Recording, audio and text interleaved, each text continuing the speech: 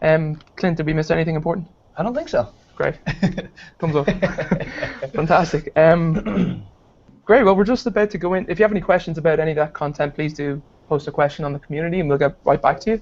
I guess before we start our Q&A with Clint, it would be a good idea to know that you can also ask Clint questions. So go onto the community page and post any questions you like, and we'll hopefully get to that in the few minutes right after our little chat here. So, great. Clint, again, thank you for coming. Absolutely. Thanks for having me. Yeah, great. We really appreciate it. It'd be great if maybe you could just give us some overall context on the Xcite Media Group, like how big you guys are, how long you've been around, and kind of what your mantra is, I guess. Yeah, absolutely. Xcite Media Group is a company, I think you said earlier, we're based in Denver. We just had our 3rd anniversary a couple of weeks ago. So thank you. In terms of sort of what our mantra is, we don't service a particular vertical. We don't service a particular type of advertising.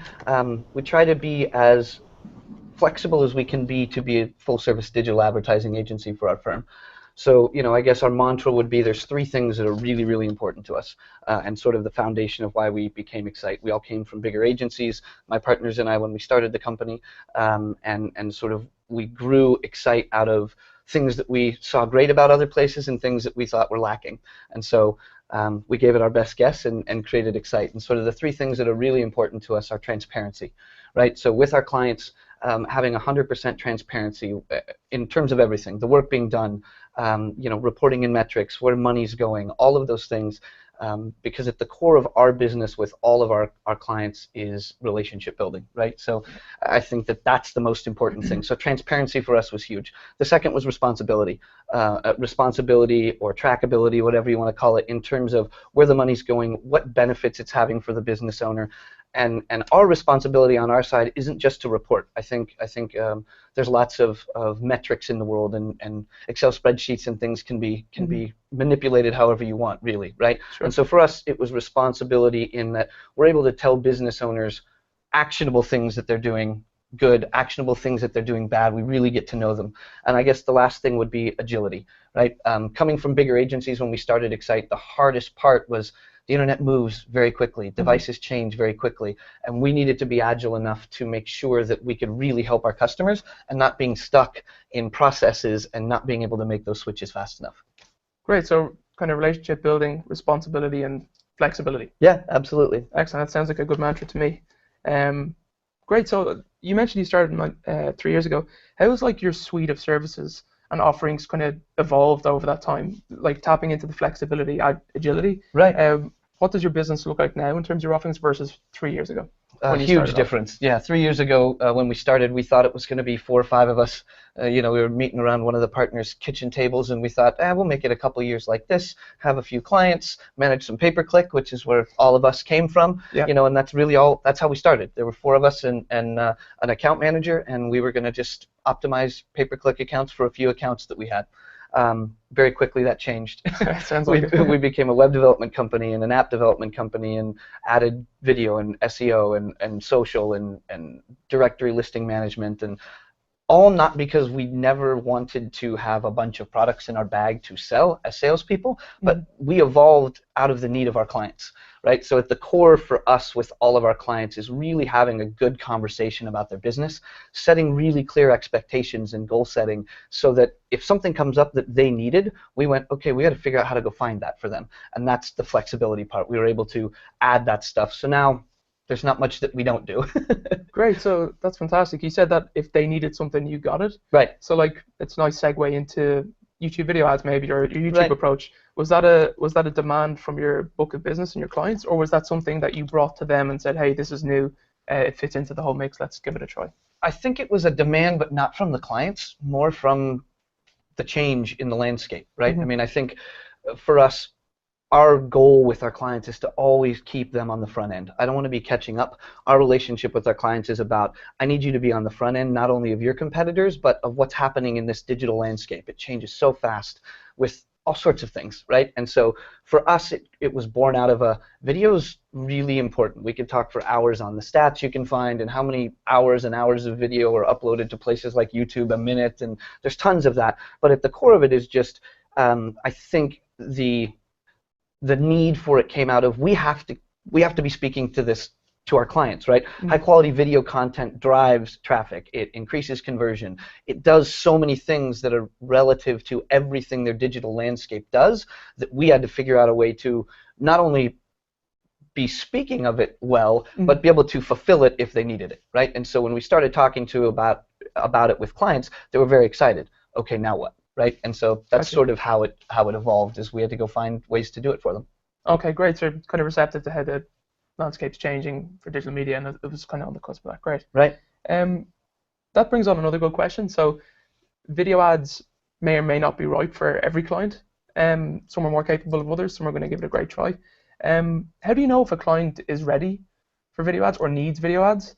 And then if you do have that conversation and they're in, they're willing to listen to more, what does the pitch sound like? Or maybe not a pitch, what is the conversation? How does that go? What's the flow? What do they need to know for them to say, okay, I'm willing to give this a try? Okay, yeah. I think the answer to the first question of how do you know if everyone's right for it or who's right for it, I think the answer is yes, everyone's right for it, right? I think that any business on a very small local level that's selling purple widgets or a very large national brand, video's absolutely important. And I think that there's a very great place for all of those clients in YouTube video ads.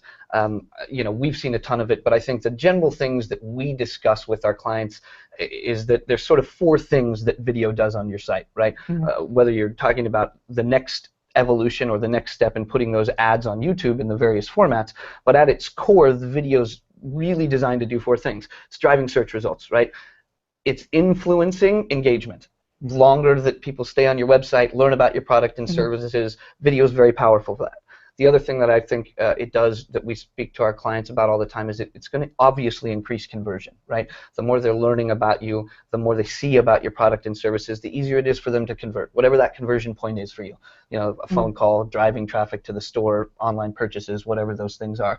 And I think the last one that is really, really important is sort of an increased customer confidence. Right? And so the power of video testimonials, or just the professional look that happens when video is on your website.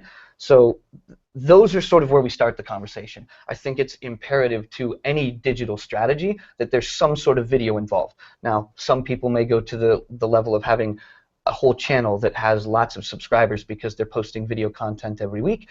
And maybe small local businesses have 1 or 2 videos that live in their YouTube channel for the purposes of being on their site and driving search traffic and that kind of thing. So that's, I guess, really where it starts. From there, when we really get into the nuts and bolts of what we're going to do, the most important thing that we have outside of figuring out where to get the asset, right, the video asset, is that we really start to learn who the client is so that we can sort of help guide. Those 4 things I talked about are important, but in what way? And I guess what I mean by that is really getting to know who they are, what makes them stand out from their competitors, and sort of what's the reason that a consumer would need confidence from you. Is that going to be achieved through a testimonial? Is it going to be achieved from some sort of award or metric type of measurement? And so that's sort of where the pitch starts. We really start getting into that, and it doesn't become a pitch. We're not trying to sell YouTube video ads, right? We're trying to talk about a strategy that is used to wrap their entire digital marketing together. You're right. I think that question was a bit narrowly focused. Pitch. How do you pitch video ads? It sounds a bit salesy. Right. Sorry about that. No. You're completely right. Like, it's not necessarily, hey, you should try YouTube video ads. It's, hey, where does video as a medium fit for you as a company across your different properties, different assets, and how can that all come together with or without video ads to make that kind of an integrated video plan. Sort of assisting everything else. That's a nice way. It's complementary. That's right, supportive. absolutely. Okay, great. I think that's a really good answer. Often it's hard to bring up certain points to talk about video ads and digital video in general. So great. So you've got this agency, very agile. You've talked about video across all their sites. They're bought in. What does the video creation process look like for you? I mean, there's a lot of apprehension out there for businesses and agencies alike. Where to start? Where's the jumping off point? How long should it take? How much should it cost? So I know you've spent a bit of time. We talked before. You've got a process down that works for you and the Xcite Media Group. What does that look like? Yeah, in the beginning it was a nightmare, right? Because I think that a lot of people's innate instinct, if they have someone who has a video asset, is to sort of repurpose that video and go, great, we can use this thing you used at a sales conference and put it on the site and see what it does there, and we can go advertise it on YouTube. That's the default. That's the default, right? And so for us, that's what we did in the beginning. We went, oh, that's a really nice video that someone made for you. Let's put that out there, right?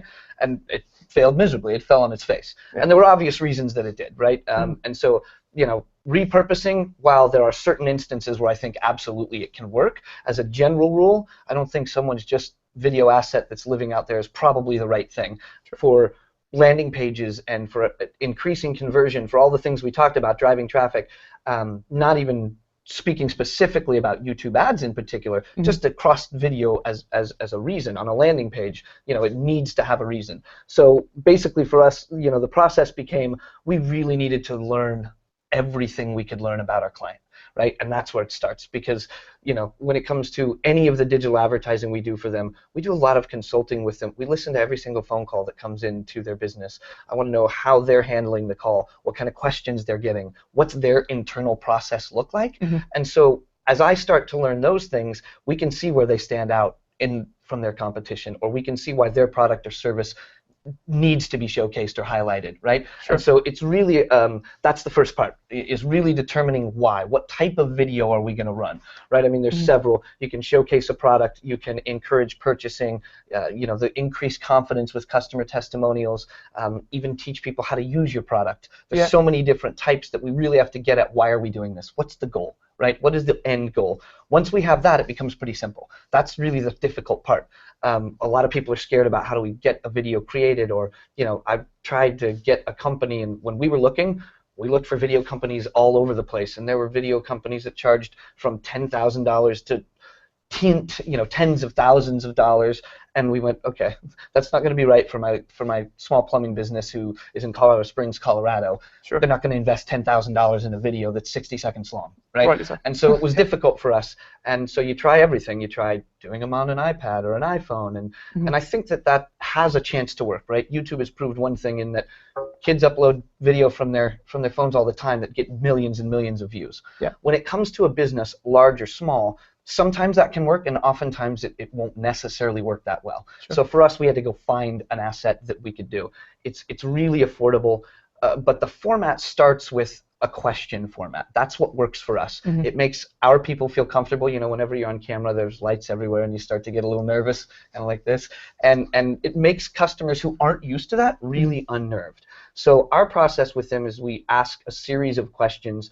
You know, it's a little bit different for everybody, but we prepare it with them beforehand. So when we actually film the video, all we're doing is I'm asking a bunch of questions to you, and we're videotaping your responses. We're going to take some B-roll at your office, so we have a client testimonial. So when we go back to edit, that question makes the client feel comfortable. They don't have to feel like it's scripted, or I'm memorizing a script, so I'm looking at a cue card. You know, they don't have to do that. So that format works really, really well. Nice. And you said when we go and shoot, who do you involve when you need to get actual footage of the SMB or the client? So we partnered with a company that I'd searched for. They're based out of Canada, and really it's network affiliates, right? So these are guys who work for NBC, ABC, CBS, even local cable, that while there's not an event going on, there might be 15 film crews and a director and a producer and an editor, right? And so it's a partnership where literally you were talking about the apprehension.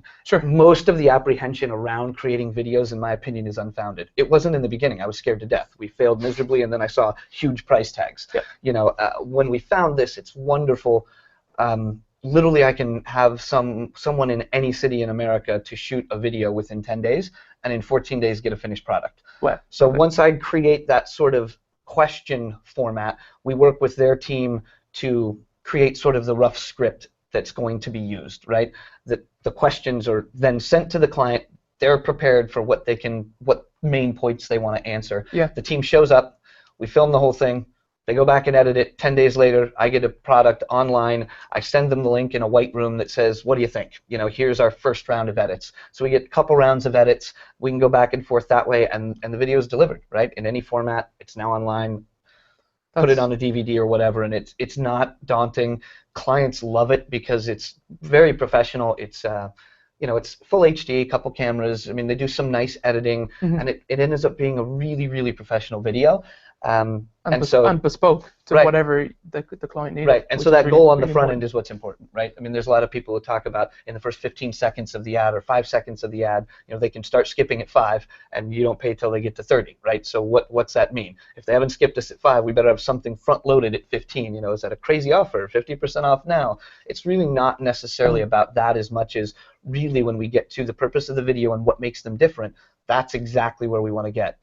You want to get to the value prop, what's unique right, about whatever this business, that value proposition is. Sure. Yeah, absolutely. You can get there quick. Yeah. Well, that's really great advice. I mean, I think that's a very buttoned up process. It sounds like it took you a while to find the affiliate networks or the network affiliates, kind of set this all up. But yeah. once it's kind of in motion, it's something you can cookie cutter out for your clients. Absolutely, and it's not expensive. I mean, literally, you're talking about $800 to $1,500 for a 60-second video that now can be edited to 30 or 15 or all sorts of things. So you have a sort of a long format that could live on the site. They've got a short format that we can edit to throw in YouTube video ads, and so it works out really well. It's inexpensive and the turnaround's quick. That sounds really good. And a big point for me is as well that I think people sometimes might anchor themselves in, okay, let's say I'm a small financial services company. I need to be like a Geico or a Super Bowl ad. Like right. People's minds are anchored in television and commercials quite a lot. So with digital video, it's different. Like you mentioned customer testimonials. You mentioned product demos. You mentioned like what's the best part of your business. Like get it out there quick. It could be a business introduction. So there's so many different things you can do to be scrappy and focus in on what you think is the best part about your business, rather than trying to do a full production, high quality commercial, as it were, right. Which may not perform as well. Like you said earlier, the default for people is to take their existing assets, put them on YouTube, but if it's not kind of made for YouTube and about the business, it may not do so well. Right. So I think that's fantastic insight, and we might get you to do a few of our videos. If it's only 10 to 14 days, if you don't mind, that'd be great. Right, no problem. We have a slightly longer turnaround time. Right. That's fantastic. So we've learned a lot about your business and how you've evolved, the type of conversations you have and all that kind of stuff, how you get video done.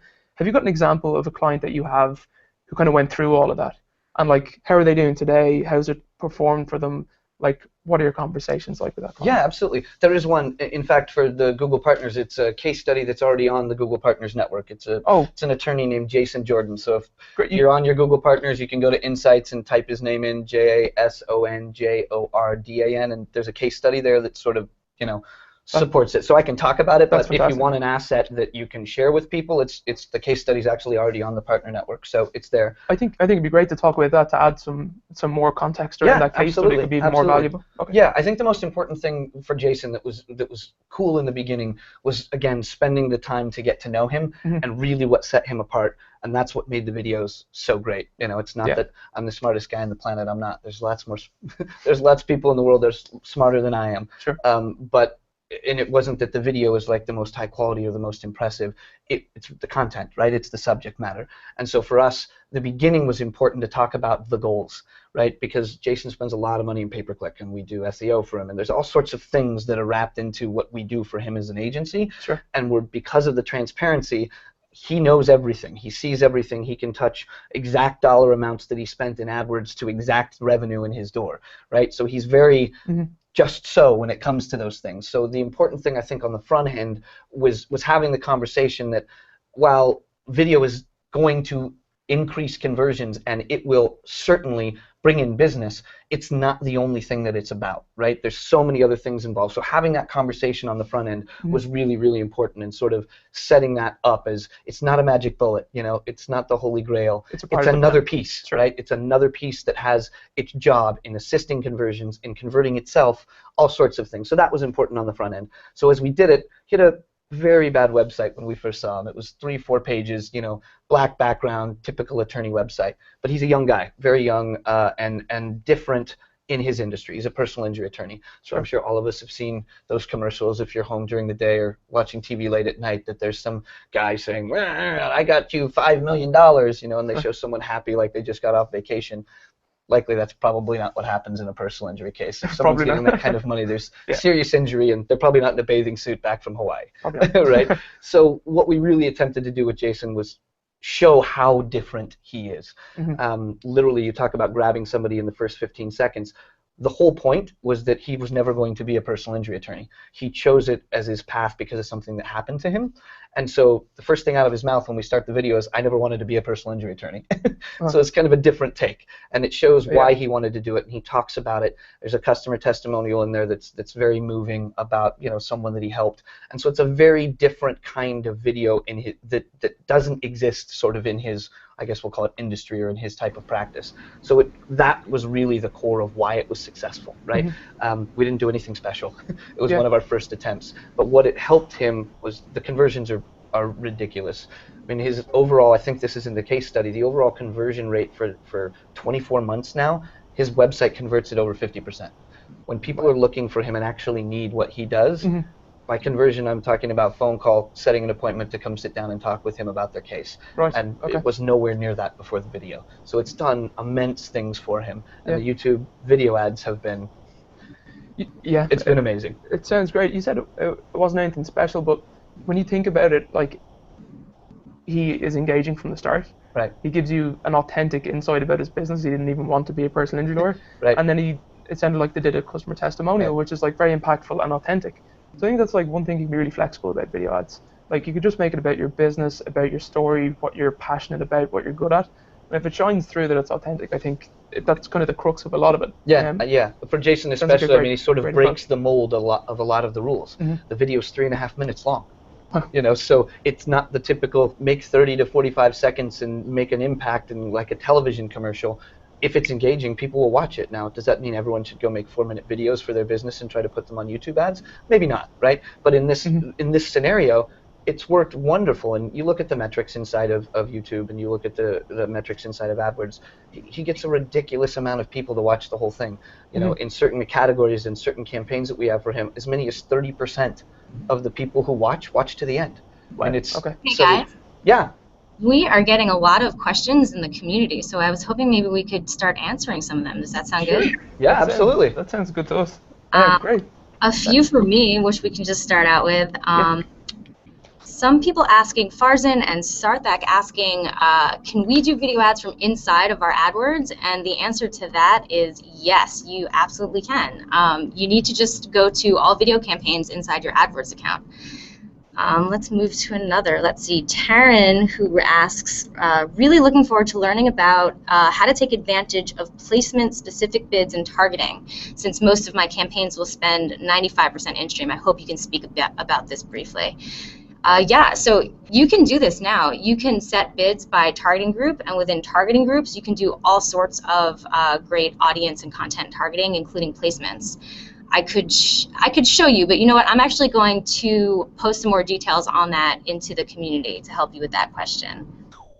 Another one from Mountain Dave asking, I know you can target a specific YouTube channel, but is it possible to target your ads to a specific YouTube video? The answer is yes. You can do this in placement targeting by either manually adding the watch page URL for the video, or by searching in the suggestions. Again, I can share some more details on exactly how to do that into the community, but you should be really careful with this particular feature because it really drastically restricts your targeting if you use that, which might make it hard to deliver your campaign.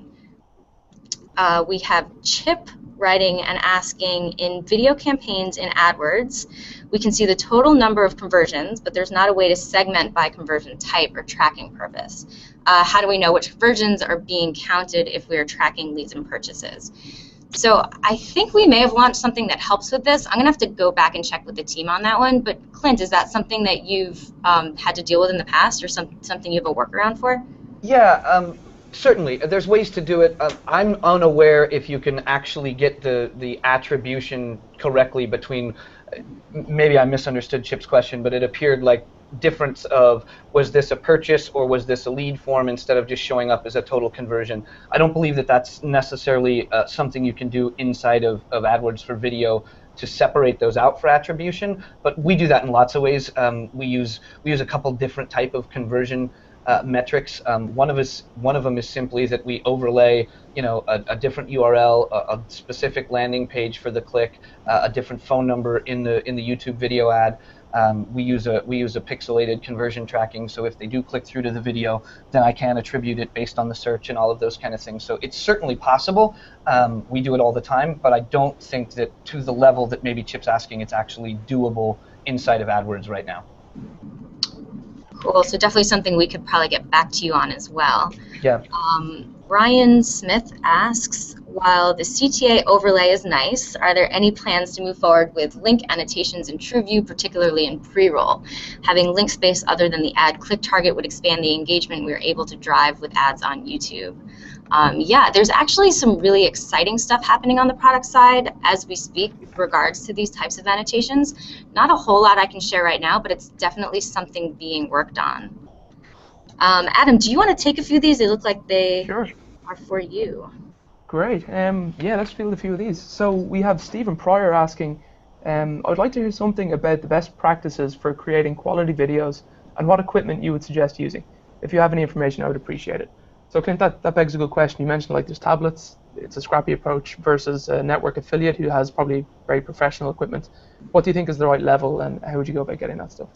Or what would you suggest using, sorry? Yeah, I mean, I guess the short answer to that is it really is going to depend on the use case, right? What is exactly the purpose of the video? Sure. But in terms of equipment, I'm not a very good equipment guy. I mean, I know that there's a lot of digital cameras that you can do great things with. We had a great experience with a customer. We ended up using our partnership to film it, but we got a lot of footage from a GoPro. We did a walkthrough basically of a pet resort. And so we put a GoPro on a skateboard and like did the dog's eye view of checking out this entire agent, this sort of pet resort, and we got great footage from it. For me, it wasn't about I was going to go find the equipment or help the client because I'm not that inclined. Sure. It was easier to work the relationship, and if I can have them show up and my client pays $1,000 to have the video shot, then I get to be involved in what I'm good at, and leave the stuff that I'm not good at to someone who is. Sure, that's a good strategy in anyone's book, I think. Great, I think we have another question here. Do you use YouTube Analytics? In what cases and how? Oh yeah, that's a good question. We didn't really touch on YouTube Analytics. Yeah, we didn't talk about sort of metrics much. I think that's something I will say in the beginning I was unaware of. Right, I built my campaigns in AdWords, the video right in there, and I was using basically the metrics that are there. There's some really good metrics that are there. We could talk a little bit about metrics and how and why to use them or whatever, but when I found, and it was silly, someone said, well, do you have your YouTube account connected? And I went, no, why would I do that? I had no idea, so I was ignorant and had no clue. There's some really, really engaging, cool things that you can do inside of the YouTube analytics that you don't see inside of AdWords that are really important, right? Yeah. And so while I'm not, I'm not the type of person who spends hours and hours and hours and hours and hours in metrics for video, because it's just not the same as the time you would spend in metrics for SEO or content development or even pay-per-click for that matter, right? There's a reason for the metrics, but I'm not viewing them the same way, if that makes sense. So the best thing that I love about YouTube Analytics, to answer that question and how, is comparing. So when we test videos, when Jason's first started, we had 3 or 4 different videos. Oh, interesting. And the brilliant thing about YouTube Analytics is when you're in there, you can compare the engagement metrics side by side between 2 videos. So talk about very simple and very easy A/B testing. You compare the two, and if you haven't seen it, it's really quite remarkable. The video plays, and you see the graph as it's going above it as people drop off or engagement increases. So at what point of the video, in this video it stops at 10 seconds, in that video it stops at 20. Okay, what's the difference? What was happening in those 10 seconds that may or may not have led to? So it's really cool to be able to compare and to test different ads. So yeah, that's one way that I use it, and it's awesome. That's one thing I get kind of excited and giddy about as a marketer, when you open this kind of rich analytics and you can see, oh, people stop watching here. Right. I'm going to try and fix that. I'm going to try and test. Why are they? Did we get boring? What's the reason maybe that they weren't watching? Keyword retargeting. I mean, there's all sorts of things that you need to pay attention to at that point, but for a whole nother hangout probably. But it's cool that you can access it. Absolutely. Yeah, just linking your AdWords account to your YouTube account. By the way, you mentioned it earlier. You didn't know what it did. Now, but that starts generating a remarketing list on the YouTube side of things. So if you have a GDN campaign, you can target people who've visited your channel, for instance, or watched your videos you can be as specific as that and use them Right. across campaigns. Yeah, absolutely. It's really powerful Absolutely. stuff. We've got a question here from George Gill. Sarah said that one of the benefits of the video in this is the self-selection with the skip ad feature, and as a result, you really don't need to target. However, does the frequency of skip ad selection increase CPV? So I guess I think what Sarah meant earlier on was that we have very similar targeting methods available, like there are with GDN. There's 7 or 8 types: geo, demographic, interest-based, placement, contextual. So it's not necessarily you don't need to target. Like you'll definitely target normally, but with TrueView, it's like an extra layer of targeting baked in a way, because people aren't going to watch that ad if they're not interested. So you do your base level targeting as you normally would with the campaign, and then TrueView is this great little extra filter, little fail-safe at the end to really kind of filter out people who aren't interested and keep people who are interested. And that's all you're going to pay for with cost reviews. So Don Lipper also asks, what's the optimal length for commercials by verticals? Do you have any suggestions for resources for the best practices in the industry? So that's a really good question. You mentioned you did a video that was 3.5 minutes long and 30% of people were watching it to the end. Right. Traditionally, I think people thought TrueView ads, which are video ads, should be short, 15 to 30 seconds. But if you look at the YouTube ads leaderboard, for instance, that's on the Think Insights page. So that's like ranks the top 10 ads based on how well they do socially with a paid element also. You'll see that they're closer to 60 seconds. Right. So it really, really does depend on the vertical and what kind of content you're doing. If it's more engaging, entertaining, it can be, as long as it's great content, it can be as long as you need it to be, I guess, to serve the purpose. Right. So there is no kind of definite answer there, but if you look at the YouTube ads leaderboard, you can look at things in like the automobile vertical, in like consumer packaged goods, all that kind of stuff, and get a good idea for what works better. I would suggest the Insights page.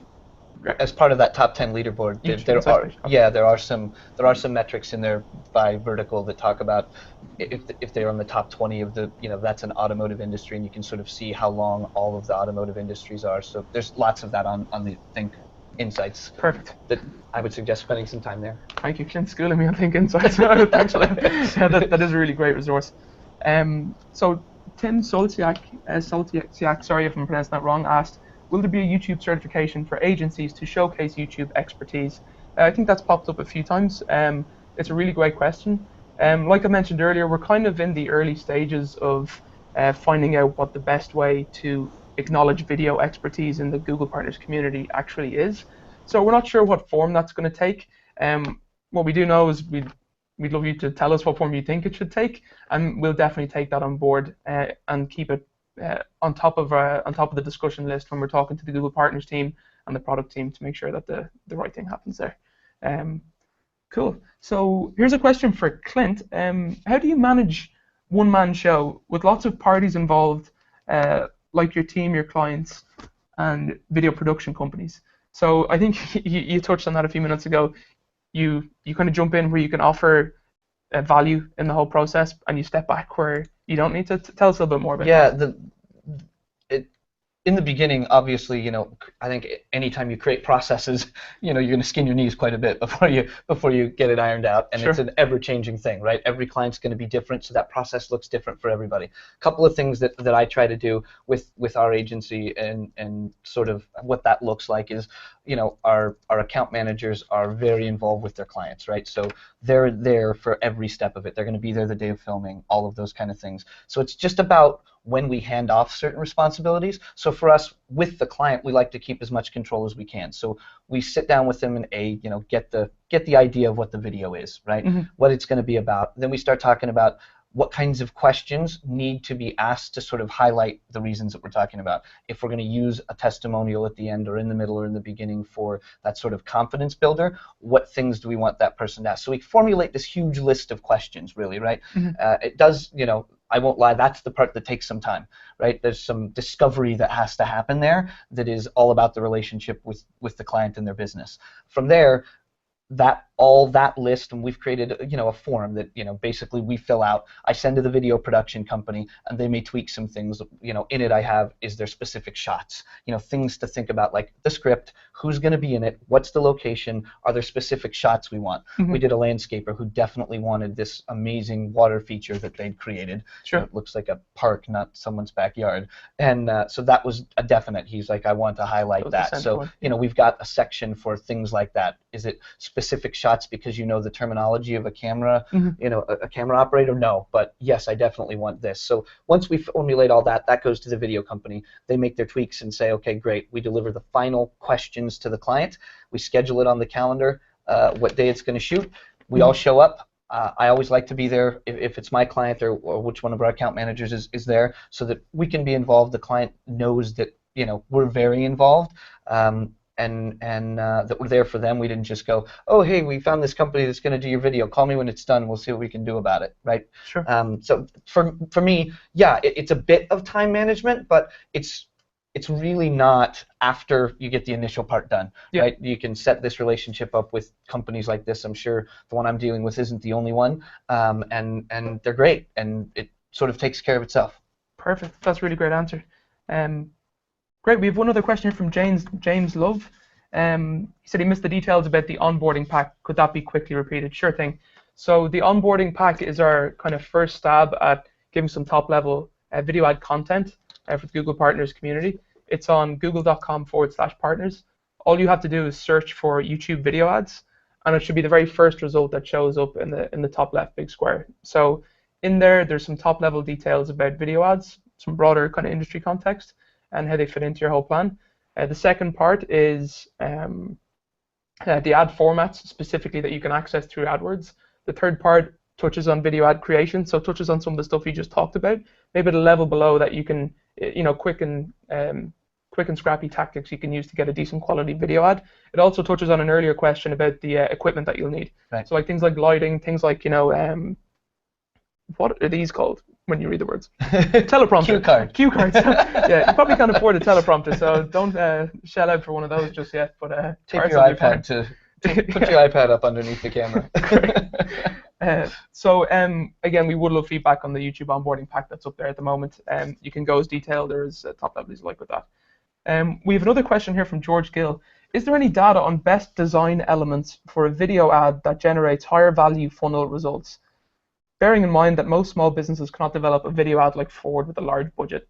I'll let you weigh in on this one as well, but I think we've seen really, really small, like scrappily made one-person video ads for very small businesses that do completely fine in terms of view-through rate and that top funnel level statistics, because they do something cool. Like your example with Jason Jordan, he says, I didn't want to be a personal injury lawyer.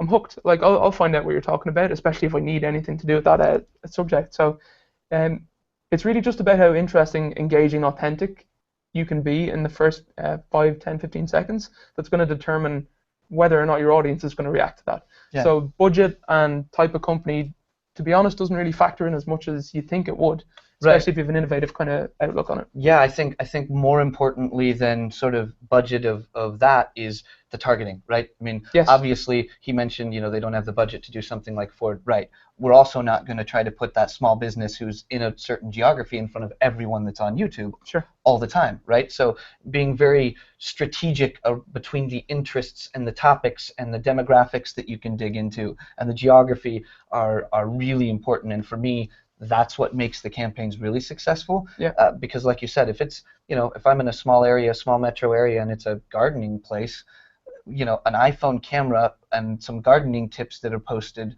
to try to sell a product or a service as part of it can be very successful and don't have to be ridiculous in terms of production value and all of those things. Are they targeted to the right place? Are we showing in front of what we think is our best chance to get the interested people to do something, right? Whatever that something is. So it comes down to a mixture of the content and how good your targeting is.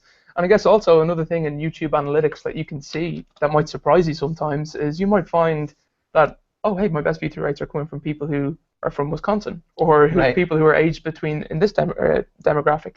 So you find out things about your video and who it works for. and what profile of audience it works for as well. Yeah, not just whether it works overall. So you can keep the good bits and maybe not go with the bad bits as much. Right. So yeah, that's one of the things you can do. Cool. So Chad Whitney asks, where do you recommend call to actions be placed? Also, where's branding best done? I loved earlier on where you said like a video ad could be a customer testimonial, it could drive calls, lead gen, it could be about getting people to your store. I think video ads are more flexible than people think they are. Right. People think of commercials and think, oh, it needs to be like a commercial. But if you want people to call your business or call your client's business, have your phone number there and make that the call to action. You can put a number on a video ad. If you want people to go to a newsletter for lead gen, you can have a link that directs straight to that as well. You can make video ads kind of what you wanted them. I think that brings up a really good point. Another thing that I wasn't really aware of, because it's not something we're innately programmed to do. In the YouTube video ads, you can click on them, right? And that's the whole idea of the click-through rate. Are they going to the website? What we all forget about is calling that out, right? Yeah. Calling that out in the video. A couple, tips I would say that Sure. I learned over the course of it was, we do it branding at the front, branding at the end. Now maybe they're different, but I want the logo, or I want something that brands it. With Jason's video, we almost did it like a newsreel, where underneath his name it says his, underneath his face as he's talking, it says his name and the name of the law firm. There's lots of ways to do it, but I've always found best practices in doing our testing. It's best to have it in the front and the end, and the call to action. It's again, where that falls isn't necessarily important. It's that it's clear. Right? And so if you want them to go to the newsletter, like you said, click right here on this video that you're watching right now, and it will direct you to our page for you to be able to do that. People forget that you can do that, or that you should do that, and so they just assume, oh, someone will click on it. Why's my click-through rate crap? Well, sure. People who are watching videos don't realize if they click on it, it's going to do something. So you have to tell them, right? You have to tell them what you want them to do. It's slightly non-intuitive to click on a video. Exactly. And I think the other thing that's really helpful, to your point, or to the point of the question of when to do the call to action, I think that's going to be driven more by the content, but something I would suggest using, and it doesn't work in every format, but one thing that's really, really successful is the overlay, the call to action overlay that you can build right inside of AdWords. Mm-hmm. You can basically have it look however you want, and create that call to action that may live there the entire time. You may put it up at 10 seconds or whatever, but using that overlay is really important and successful. Again, sort of reinforcing. I've said it. Here it is again. In the overlay. People get engaged with video, but I think all of us have a tendency to get lost in it. So we have to be clear about, when we're creating the video, tell your audience what you want them to do. Help them a little bit. Right. Help your audience maybe a little bit more. Sure. And Chad, you bring up another good point there. You're the first person to mention branding and the effect that could potentially have.